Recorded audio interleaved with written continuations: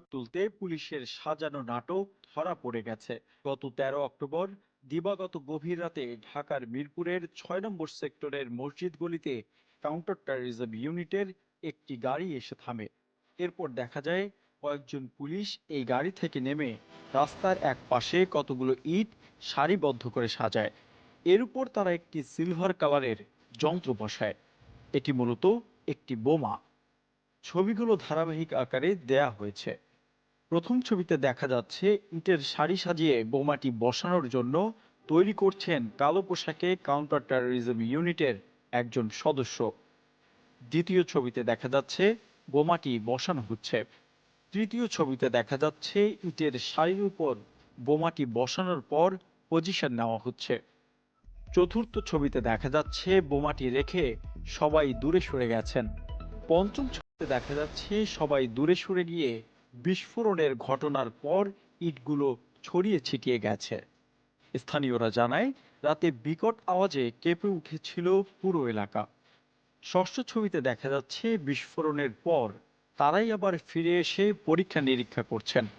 সপ্তম ছবিতে দেখা যাচ্ছে কাউন্টার টেররিজম ইউনিট ও পুলিশ সদস্যরা মিলে জায়গাটি দেখছেন।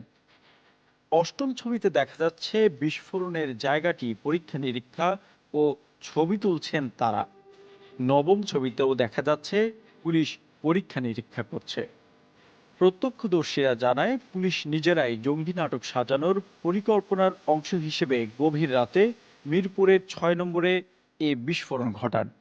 দেশের বিভিন্ন জায়গায় এরকম বিস্ফোরণ ঘটিয়ে কিছু মানুষ ধরে জঙ্গি বানানোর পরিকল্পনা বাস্তবায়নে এখন নেমেছে রাষ্ট্রীয় বিভিন্ন বাহিনী।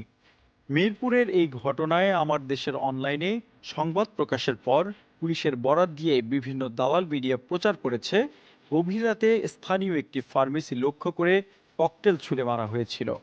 999-এ কল পেয়ে পুলিশ এখানে এসে ককটেল উদ্ধার করেছে। কিন্তু পুলিশের বরাত দিয়ে দালাল মিডিয়ার এই প্রচারণার বাস্তবতার কোনো মিল নেই। ধারাবাহিক যেই ছবিগুলো এখানে দেখানো হয়েছে সেগুলো কি প্রমাণ করে এখানে বিস্ফোরণের খবর পেয়ে গভীর রাতে পুলিশ এসেছিল? বিস্ফোরণের খবর পেয়ে পুলিশ এসে থাকলে ইটের সারি সাজানোর পাশাপাশি বোমা নিয়ে নাড়াচাড়া এবং বোমাটি ইটের উপর বসিয়ে নিজেরা দূরে সরে গেলেন কেন?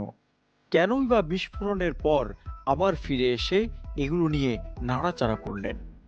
এই প্রশ্নের উত্তর আপনারা নিজেরাই এখন খুঁজে নিতে সক্ষম হয়েছেন। এখানে নাম প্রকাশে অনিচ্ছুক পুলিশের এক সূত্র থেকে জানা গেছে, আন্দোলন যত চাঙ্গা হতে থাকবে রাষ্ট্রীয় বাহিনীগুলোকে ব্যবহার করে এরকম জঙ্গি নাটকের ঘটনা আরও বাড়বে।